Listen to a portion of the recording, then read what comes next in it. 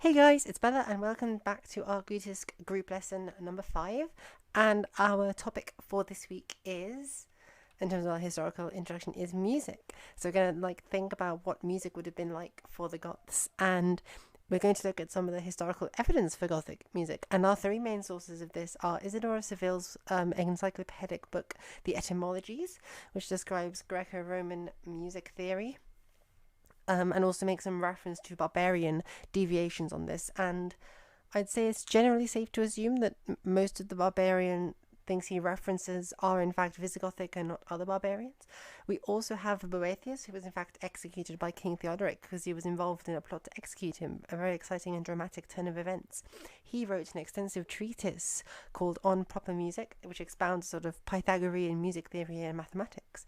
And Cassiodorus wrote a sort of very condensed version of this sort of in his treatise on music and laid out the fundamentals of ancient music theory.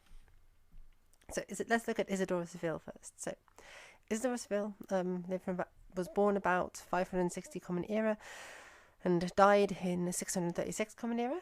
And here's a picture of him in a later manuscript. He was Bishop of Seville for 3 decades, and he was a key player in converting the Visigoths from Arian Christianity to Roman Catholicism. And he was also a prolific scholar of Greco-Roman science, and his encyclopedia, The Etymologies, is one of the most copied medieval texts. And here is one of them from the Codex Carolinas. And what this actually says is that in funerals and also in hymns, flutes and tibias, well, tibias are a kind of flute, would be played, but in contrast, in banquets, a lyre would be passed around, and each of the guests would sing a kind of festive song in turn. So this gives us a little insight into the social structure. I need to point out not only potentially of the Visigoths, because we see similar uses of the harp mirrored in the early Germanic literature of other people, such as in Anglo-Saxon legends and in Norse legends, we see the lyre being used in feasting in such a fashion, but it seems like this was also a Roman practice as well, so it's not as if we can draw a sharp line here between Roman and Goth or Roman and barbarian uses of the lyre, but nonetheless it shows us that this kind of use probably would have been common to both peoples. And he also describes the 3 elements of music, and these 3 elements happen to agree with what Cassiodorus and Boethius describe for music. And he says here, there are 3 components of music, namely the harmonic, the rhythmic, and the metric. And this is quite an interesting point to note, because even instrumental music, so music that's just played on like a lyre, as we'll get to, right, without any sort of vocal accompaniment, it's sort of follow the rhythms of poetry, and Cassiodorus describes how this can be either heroic, like in Virgil, or iambic, which is a more relaxed, sedated kind of music. Here is a conceptual diagram from one of Boethius's, a copy of Boethius's treatise on music, and he describes 3 kinds of music: human, mundane, and instrumental. And when he says instrumental, he's referring to sort of singing as well, because for him, music was sort of almost as an expression of mathematics, and therefore also an expression of just harmony in the world and order in the world. So it had much greater significance to Boethius than simply aesthetics and sound. He even has a chapter, very interestingly, on why we shouldn't judge the quality of music only by how pleasant it sounds to the ears, but we should also judge it according to mathematical principles derived from Pythagoras. Here is a very important section of his treatise. So this part above here is just saying the kinds of mathematics that are involved, so like doubles, triples, blah blah blah, the fractions. But down below is the most important part, when he says what a sort of sound is and what the different notes are and the intervals between them. So this gives us the basis for modes and scales and such lot, because it tells us whether there is a difference of a whole tone or a half tone between 2 different notes. And he also introduces the idea of consonance, which is when sort of 2 things sound good together, or dissonance, which is when they sound bad together. And we very much still have these ideas with us to the present day in music. Here is another page from Boethius's musical treatise, in which he lays out the different sort of consonantia or symphonies, and he describes 5 different ones which I can play for you on the lyre. So this is the first one, which is composed of the bass note and a fourth. The second one is a bass note and the fifth. My lyre's a bit out of tune, do forgive that. The other one is the bass is the fourth note and an octave above. Then the fifth and an octave above. And then lastly, 2 octaves. So, what does all of this mean, and why have I been playing this on the lyre? We will see. He names these notes, by the way, as you can see, these chords here below: diapason, diapente, diatessaron, and the tonus. And these are all Greek names that he gives.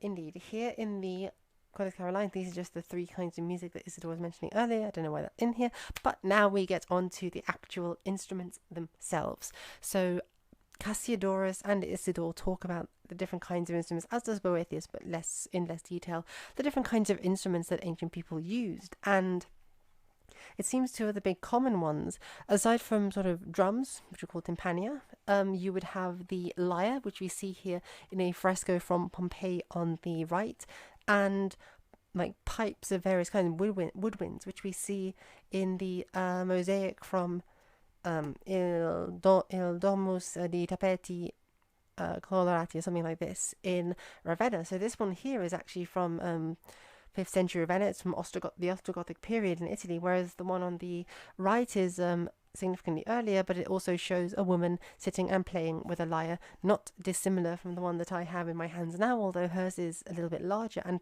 it may have fewer strings, so I'm not so sure about that. And who is it?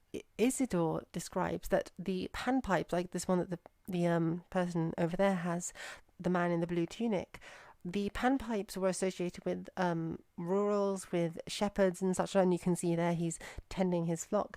And some say that it's named after the Greek god Pan, who first discovered them. Others, he says, argue that it was Apollo who found them. Some people even attribute it to a specific Sicilian farmer, interesting enough.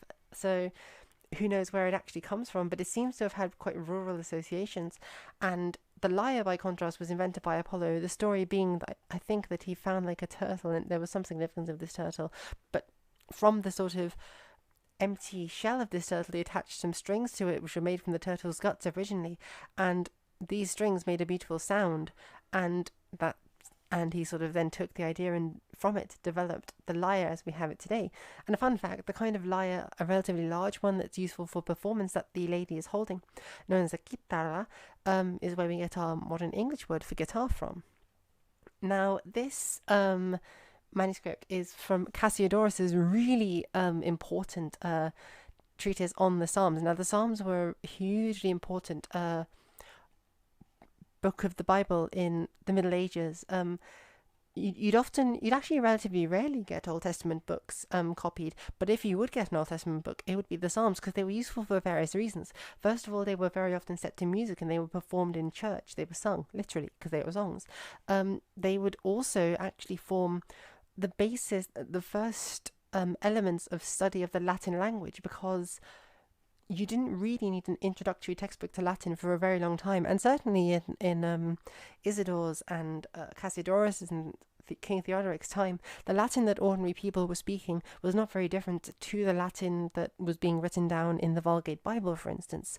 There were some differences, and if you want to have a look at that, I recommend my deep dive video on the manuscript of the Ostrogothic cookbook, because you can see a lot of the subtle ways in which Latin spoken by common people differed from the classical Latin standard. However, the Psalms were therefore the sort of first bits of proper Latin that young monastics would study, and then they would go up and up. They would memorize these Psalms, and then once they had all of the Psalms memorized, they would meditate on them, and part of this meditation involved reading Cassiodorus's commentary in Psalmos, which we have here. And in this, he says that the psalter, the instrument, is actually it's very similar to the barbarian lyres, which are in the shape of a triangle, but he says the difference is that the barbarian lyres, or guitars as he calls them, have a sort of hollow base, whereas ours is a sort of flatter triangle. And what we can see is that he describes how these psalters, these sort of lyre-like instruments, are struck with a string to create notes. And I think these notes probably correspond to the 4 chords or the 5 chords that we have in Boethius's music theory here, because I think the way it works is that you would sing a melody and you would play some of the chords to accompany yourself as you sung the psalms. So this little text here gives us a really interesting insight into how not just music but also religious worship would have been performed in Cassiodorus's time. But it's not, of course, only religious. I mean, this is a religious song, granted, but this is a book of Sulpicius's, I believe, songs written, or maybe I think it's Prudentius's. Yes, Prudentius's songs, written in a manuscript produced in Ostrogothic, Italy. And this one's actually very unusual because it uses a script that's normally associated with pagan authors such as Virgil and Cicero, but here it's being used for a Christian text. Very interesting, the use of rustic capitals for this. And this is a very cute one, Hymnus ad Gallicanium. So a hymn for daybreak, for like waking up in the morning, and it's really sweet. It talks about how the sun is like getting us up and we're ready for the day. It's lovely. But the point is that the rhythm by which you would perform a song like this is also the rhythm that you would use for singing music, and the most common one, of course, being Latin hexameter. So as an example of a song written by Cassiodorus that actually Axto and I have translated into Gothic, the first couple of lines are Mes mea multorum esque secula prisca tulerunt, sed novate brevitatis essere esse meam. You can sort of hear and feel the rhythm in how this piece can be performed with the long and short versions of the syllables, and you can imagine quite easily how this might be performed on a lyre with accompaniment, right? Like and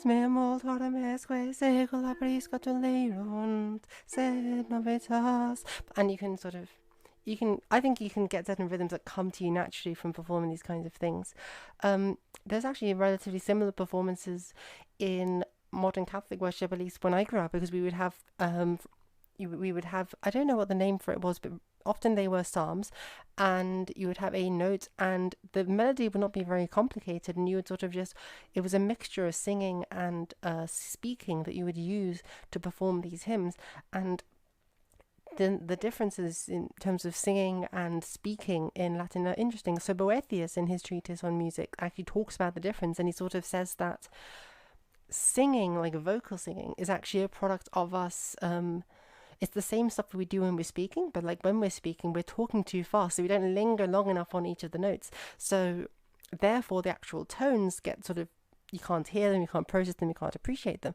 And when you're singing, you're actually slowing down, and therefore the note gets dragged out, and its quality can be appreciated, and therefore also it can interfere with other things, and there can be dissonance. Because if I'm if I'm speaking just to you right now, and I'm plucking my lyre, playing various chords, I may be the notes that my voice is producing might be dissonant with what's playing on the lyre, but it's simply too fast for your brain to notice that it's dissonance to cause a problem. But if I'm slowing down and I'm singing a note that clashes with what's on the harp, then you'll be able to hear that, and the disharmony of the music will come out.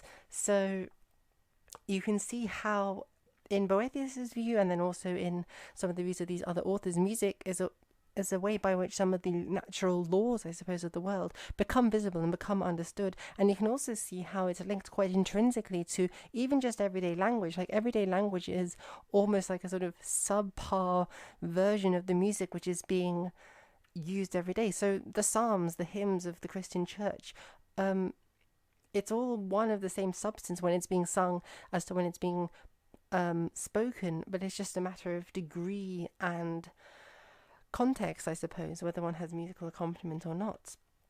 And lastly, this is something that Yoshi and I are working on understanding, is Visigothic chant. So the music of some hymns traditionally sung in the Visigothic churches, like the sung music, which may or may not have had a harp accompaniment, like for the psalms, which this is one of them, by the way, we usually do have, at least according to Casidoras, Isadoras Seville, etc., we seem to normally have a harp accompanying it, and there's even an instrument called the psalter for that very reason.